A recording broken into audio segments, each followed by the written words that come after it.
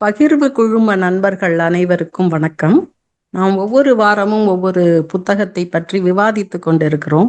ஆனால் இந்த வாரத்தின் சிறப்பு என்னவென்றால், தன் விருப்ப புத்தகமாக நாம் நம்முடைய புத்தகங்களை பகிர்ந்து அதை அறிமுகப்படுத்துவதிலே இந்த வாரம் சிறப்பு கூட்டமாக நடத்தவிருக்கிறோம். ரொம்ப மகிழ்ச்சியான விஷயம் இதில் என்ன அப்படின்னா, ஒரே சமயத்தில் நாம் நிறைய புத்தகங்களை பற்றி தெரிந்து கொள்ளலாம். அந்த வரிசையிலே இந்த வாரம் நமக்கு ஒரு 5 புத்தகங்கள் அறிமுகமாகவிருக்கிறது. ஒன்றும் வித்தியாசமானது. கட்டுரை தொகுப்புகள், கதை, சுயசரிதை என ஒரு பன்முக இலக்கிய கூட்டமாகவே இந்த கூட்டம் இருக்கிறது என்று சொல்லலாம். இதிலே இட்லியாக இருங்கள் என்று ஒரு புத்தகம். பொதுவாக ஜெனரல் இன்டெலிஜென்ஸ் பற்றி, சுய முன்னேற்றம் பற்றி நிறைய புத்தகங்களை நாம் பார்த்திருக்கிறோம். இது எமோஷனல் இன்டெலிஜென்ஸ் பற்றிய புத்தகம். இந்த புத்தகத்தை சும்மா ஒரு ஜஸ்ட் லைக் தட் என்ன இருக்குன்னு பார்க்கலான்னு ஒரு கிளான்ஸ் பார்த்தேன். உண்மையாலுமே ரொம்ப அருமையான புத்தகம், நம் அனைவருக்கும் தேவையான புத்தகம். அதாவது எல்லா உணர்வுகளும் இருப்பது மனித இயல்பு தான். ஆனால் அந்த இயல்பு அளவுக்கு அதிகமாக போகின்ற பொழுது, ஒரு ஆஃபீஸ்லேயே திறமைசாலியாக இருக்கிறத விட தன் உணர்வுகளை சரியான முறையில் நிர்வகிக்கக்கூடியவன் தான் வெற்றியாளனாகிறான் அப்படிங்கிறத ஒரு ஆசிரியர் சோமவள்ளியப்பன் ரொம்ப அழகாக இந்த புத்தகத்திலே எடுத்து கூறியிருக்கிறார். இந்த புத்தகத்தில் அது நிறைய உதாரணங்களோடும் சொல்லி இருக்கிறார். அந்த புத்தகத்தை பற்றிய அதிக தகவல்களை நமக்கு கொடுத்து இந்த புத்தகம் பற்றி தெளிவுபடுத்துமாறு சகோதரர் பாண்டியராஜன் அவர்களை அன்புடன் அழைக்கிறேன். அனைவருக்கும் வணக்கம். பகிர்வு தோழமையினுடைய இன்றைய கூட்டத்திற்கு வருகை தந்திருக்கிறோம் அனைவரையும் வரவேற்பதில் மகிழ்ச்சி அடைகிறேன். இன்னைக்கு ஒவ்வொருத்தரும் தன்னுடைய விருப்பமான புத்தகங்களை அறிமுகப்படுத்தலாம் அப்படின்னு சொல்லி போட்ட போது எனக்கு முதல்ல புத்தகம் போடுற ஐடியா இல்லை, பகிர்ந்துக்கலாம் அப்படின்னு. ஏன்னா படிச்சு ரொம்ப நாள் ஆச்சு. ஒரு புத்தகத்தை ரொம்ப நாளா படிச்சுட்டு இருந்தேன். அதாவது ஒரு யூடியூப்ல ஏதோ ஒரு வீடியோ பார்க்கும்போது அதுல இட்லியாக இருங்கள் எமோஷனல் இன்டெலிஜென்ஸ் அப்படிங்கிற இந்த புத்தகத்தை எல்லாருமே படிக்கணும் அப்படின்னு சொல்லி ரொம்ப பெரிய ஆளுமைகள்லாம் பேசியிருந்தாங்க. அப்போ அது என்ன புத்தகம், அந்த புத்தகம் இருக்குமா சார்ன்னு நம்முடைய பேராசிரியர் முருகேசன் சார்கிட்ட கேட்கும்போது அவர் நம்முடைய நூலகத்திலேயே இருக்கு அப்படின்னு சொல்லி அதை கொடுத்தாரு. அதுக்கப்புறம் அது கிட்டத்தட்ட போன ஜூலை மாதம் வாங்கி கொஞ்சம் கொஞ்சமா படிச்சு இப்போ இந்த வாரம் தான் கிட்டத்தட்ட முடிச்சேன்னு சொல்லலாம். அதுக்கப்புறம் திரும்ப ஒரு முறை அப்படியே பார்க்கலாம் அப்படின்ட்டு பார்த்தேன். இந்த புத்தகத்துல மேடம் ஏற்கனவே சொன்ன மாதிரி நம்முடைய உணர்வுகளை கையாளக்கூடிய அந்த உத்திகளை, உணர்வுகளை கையாளுவதால ஏற்படக்கூடிய நன்மைகள், உணர்வுகளை கையாள வேண்டிய அவசியங்கள், அவற்றையெல்லாம் நிறைய உதாரணங்கள் மூலமாக விளக்கியிருக்காரு. இதுல அந்த மேடம் சொன்ன மாதிரி அந்த இன்டெலிஜென்ஸ், எமோஷனல் இன்டெலிஜென்ஸ், அந்த ரெண்டுத்துக்குமான வேறுபாடுகள் எல்லாம் அருமையா இதுல எடுத்து சொல்லியிருக்காரு. இது முதல்ல எப்ப ஆரம்பிச்சிருக்கு அப்படின்னு பார்த்தோம்னா, நம்ம முதல்ல இந்த புத்தகம் வெளிவந்தது 20 ஆண்டுக்கு முன்னாடி. இப்பதான் எனக்கு படிக்கக்கூடிய வாய்ப்பு கிடைச்சிருக்கு. 2006 வெளியிட்டிருக்காரு, எழுதியிருக்காரு. அவர் அந்த புத்தகத்துல சொல்லும் போது இந்த எமோஷனல் இன்டெலிஜென்ஸ் அப்படிங்கிற இந்த பொருண்மை, இதை குறித்த ஆய்வு எப்ப தொடங்கி இருக்கு உலக அளவுல அப்படின்னா 1984, கிட்டத்தட்ட 25 ஆண்டுகளுக்கு முன்னாடி அப்படின்னு சொல்லி அவர் அதை சொல்லி எழுதுறாரு. அப்போ கிட்டத்தட்ட அப்போ அவரு படிச்ச ஒரு 20-25 ஆண்டுகள் கழித்து அவர் புத்தகம் எழுதுறாரு. புத்தகம் வெளிவந்து 20 ஆண்டுகள் கழித்து தான் நம்ம படிக்கிறோம். ஆனா இது தமிழ் சூழல்ல இந்த உணர்வுகளை கையாளுதல் குறித்து யாராவது பேசியிருக்காங்களா அப்படின்னு பார்த்தோம்னா நிச்சயமா நம்முடைய திருவள்ளுவர் முதற்கொண்டு அந்த காலகட்டங்கள், சங்க இலக்கியங்கள்ல இருந்து எல்லாவற்றிலுமே இந்த உணர்வுகளை கையாளக்கூடியதை மிக அழகா சொல்லியிருக்காங்க. ஸோ அதை நிறுவுவதற்காக நாம இப்போ போறது இல்லை. இந்த புத்தகத்துல அப்படி இதுல அந்த உணர்வுகளை கையாளுதல் அப்படிங்கறத எந்த மாதிரி எல்லாம் சொல்றாரு அப்படின்றது ரொம்ப எளிமையான உதாரணங்கள் எல்லாம் சொல்லி, அதாவது ஒரு விளையாட்டு சூழல்ல, அலுவலகங்கள்ல, அதே மாதிரி குடும்பங்கள்ல, இந்த மாதிரி பல்வேறு சூழல்கள்ல எப்படியெல்லாம் நம்ம உணர்வுகளை இது பண்ண வேண்டியது. ஒரு உதாரணத்துக்கு ஒரு குத்துச்சண்டை களத்தை பத்தி விவரிக்கிறாரு. 2 மிகப்பெரிய குத்துச்சண்டை வீரர்கள் அதுல விளையாட்டுல இருக்காங்க. அவங்களுக்குள்ள ஒருத்தர் ஒரு அந்த குத்தி விளையாடுறது, அந்த முட்டுறது, இந்த மாதிரி நிறைய உத்திகள் இருக்கும். அப்போ ஒருத்தர் மேல ரொம்ப வேகமா தாக்கும் போது அவருக்கு அதை ஏத்துக்கவே முடியல அவரால. அவருடைய மனம் வந்து அதை இது பண்ணல, ஆஹ் ஏத்துக்க விடல. ஆகையினால அவர் என்ன பண்றாரு, அவர் தன்னுடைய பொறுமையை இழந்து, நம்ம இருக்கிறது விளையாட்டு அப்படிங்கிறத மறந்து, ஒரு போட்டியில கலந்திருக்கோங்கிறத மறந்து, அது ஒரு விரோதமா மாறுது எதிராளியின் மீது. அப்போ அவர் என்ன பண்றாரு, அப்படியே ஒரு ரொம்ப மூர்க்கமா தாக்கும் போது, அவர் அந்த பொறுமையை இழந்து என்ன பண்ணிடுறாரு, அதோட அவருடைய காதை கடிச்சிடுறாரு. அந்த காதை கடிக்கும் போது கடிச்ச அடுத்த அவருக்கு தெரியுது நம்ம எவ்வளவு பெரிய அசிங்கமான இதுல ஈடுபட்டிருக்கோம் அந்த மாதிரி. சோ இந்த மாதிரி பல்வேறு சூழல்கள்ல பொறுமையை இழக்கிறதுனால நம்ம எந்த மாதிரியான நிலைகளுக்கு எல்லாம் போக வேண்டியது இருக்கு அப்படி. அதே மாதிரி கிரிக்கெட்ல வந்து உதாரணங்கள் சொல்லியிருக்காரு. ஒருத்தரும் எந்த மாதிரி கிரிக்கெட்ல நிறைய உதாரணங்கள் சொல்லியிருப்பாரு. அதாவது தோல்வியை எதிர்கொள்றதுக்காகவும் அதே நேரத்துல வெற்றி பெற்றவர்கள் களிப்புனால பண்ற அந்த எமோஷனலையும் அழகா அதுல சொல்லிட்டு போயிருப்பாரு. அடுத்தபடியா இந்த அலுவலகங்கள்ல தான் நம்ம நிறைய எதிர்கொள்றோம். அலுவலகங்கள்ல குடும்பங்கள்ல தான் நிறைய நம்ம பார்ப்போம். இதுல வந்து இந்த ஒரு சிறுவனுடைய இது வந்து ரொம்ப நல்லா இருந்துச்சு. அது பொதுவாவே நம்ம எல்லாம் பார்ப்போம். ஆனா அது அந்த உத்தியா அதுல பார்க்கும்போது இன்னும் நல்லா இருந்துச்சு. அதாவது ஒரு அப்பா வந்து வேகமா ஆபீஸ் கிளம்புறாரு. அந்த கிளம்புற நேரத்துல அந்த பையன் வந்து, அப்பா என்ன ஸ்கூல்ல விட்டுட்டு போறீங்களான்னு கேக்குறான். இல்லப்பா இருக்கட்டும், உங்களுக்கு வேற ஆபீஸ் டைம் ஆச்சு. இல்ல இருக்கட்டும்ப்பா, நான் உன்னை விட்டுட்டு போறதை விட எனக்கு ஒன்றும் பிரச்சனை இல்லைன்னு சொல்லி கூட்டிட்டு போறாரு. வேக வேகமா போறாரு. அவருக்கும் ஆக்சுவலா ஆபீஸ் டைம் ஆயிடுச்சு.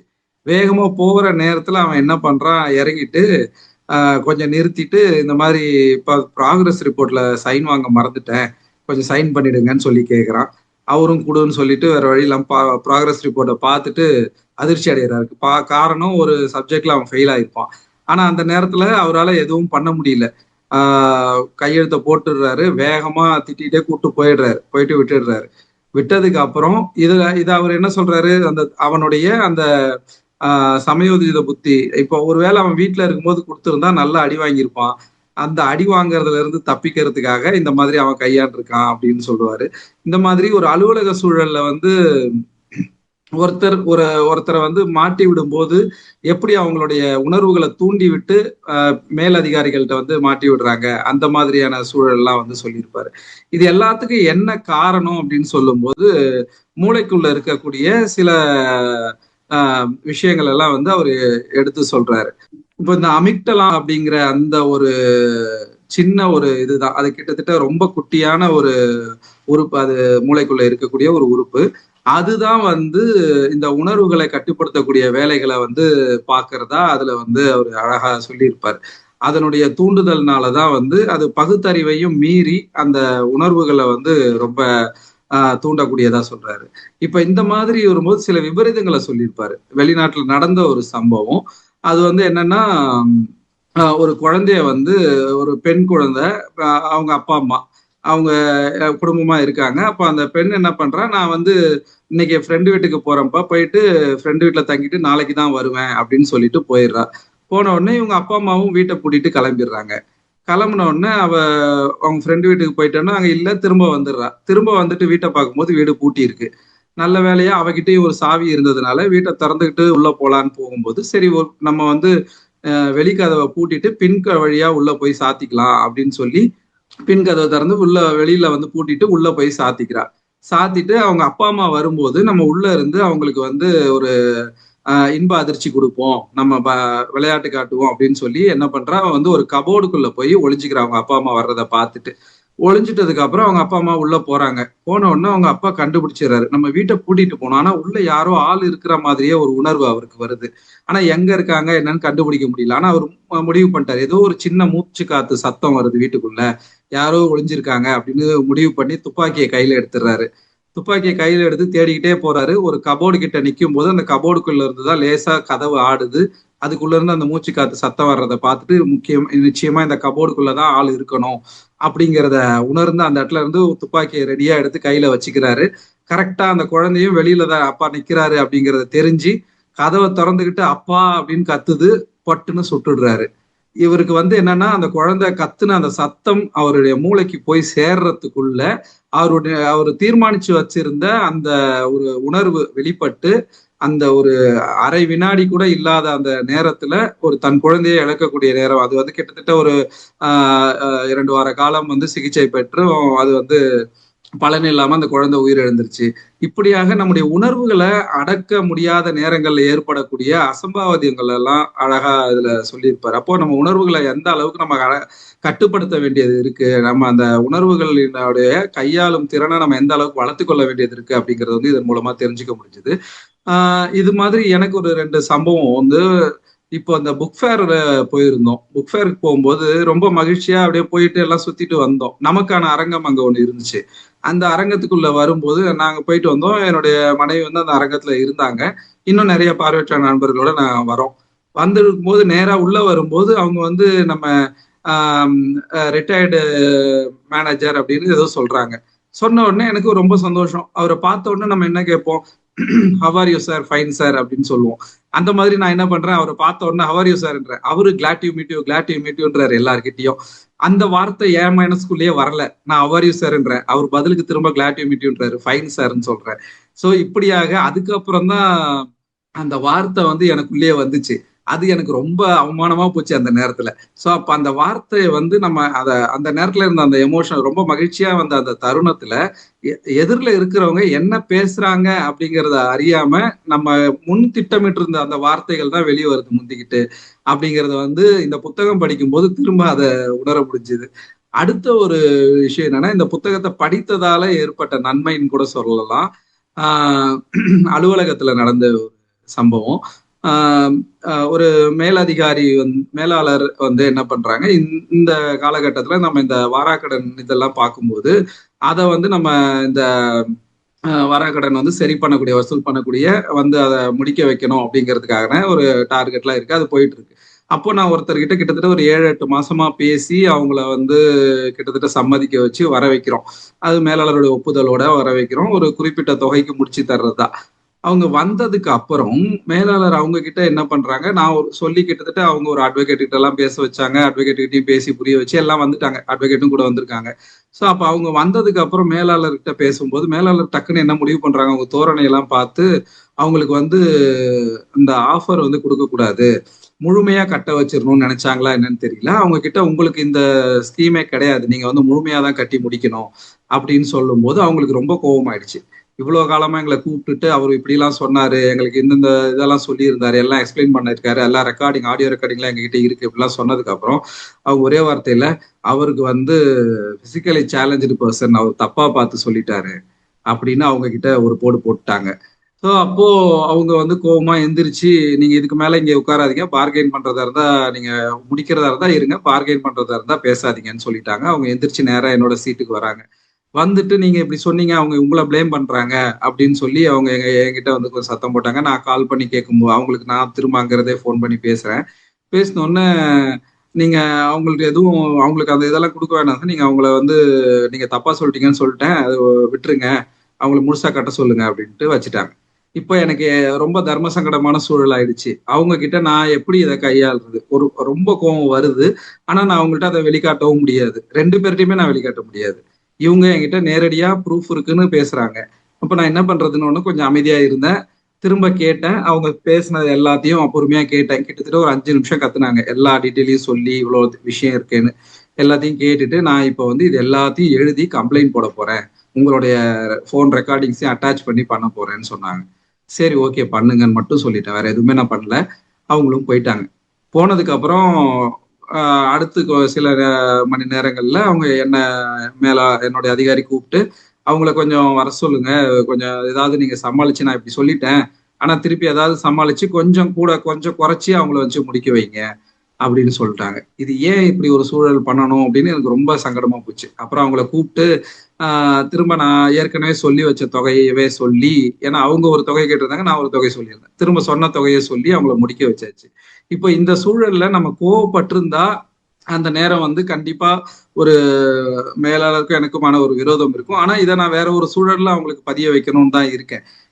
என்ன குறிப்பிட்டு ஒரு குற்றம் சுமத்தி அங்க வாடிக்கையாளர்கள்ட்ட சொல்றதுங்கிறது வந்து ஒரு மிகப்பெரிய அவமானத்துக்குரிய செயல் அப்படிங்கறத வந்து நம்ம வேற ஒரு சூழல்ல புரிய வச்சுக்கலாம் அப்படிங்கிற ஒரு அஹ், இது வந்து எனக்கு இந்த புத்தகத்தின் மூலமா அந்த நேரத்துல அந்த ஒரு அனுபவம் வந்துச்சு அப்படின்னு நினைக்கலாம். ஏன்னா எனக்கு உண்மையாவே ஏற்கனவே கூட ஒரு வேலையை காதலி அப்படிங்கிற அந்த புத்தகத்தின் மூலமா நிறைய இப்படியான உத்திகள்லாம் கிடைச்சிது. ஒரு மன ஆறுதலும் கிடைச்சிது அந்த நேரங்கள்ல சூழல்களை கையாளுறதுக்கு.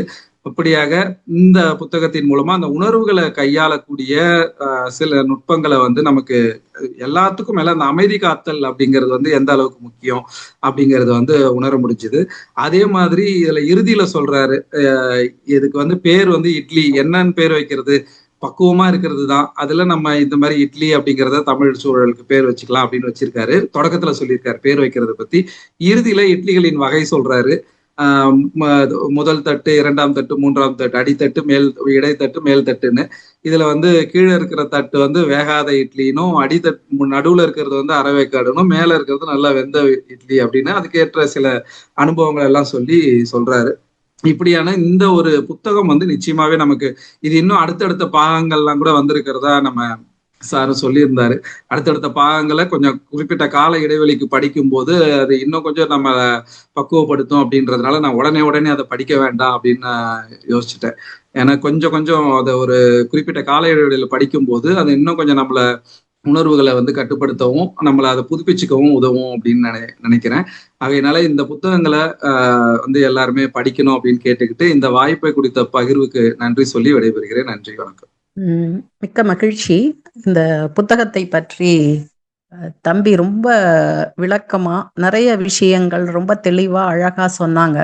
உண்மைதான், எந்த ஒரு பிரச்சனைனாலும் நம்ம கொஞ்சம் ஆற போட்டோம், இமீடியட் ரெஸ்பான்ஸ் பண்ணாம அதை கொஞ்சம் ஆற போட்டோம் அப்படின்னாலே அதனுடைய வீரியம் குறைந்து விடும். அப்ப நம்மளுடைய உணர்வுகள் கொஞ்சம் கட்டுப்படும். அப்போ நம்ம எடுக்கக்கூடிய முடிவுகள் சிறந்ததாக இருக்கும் அப்படின்னு ஜெனரலாவே சொல்லுவாங்க.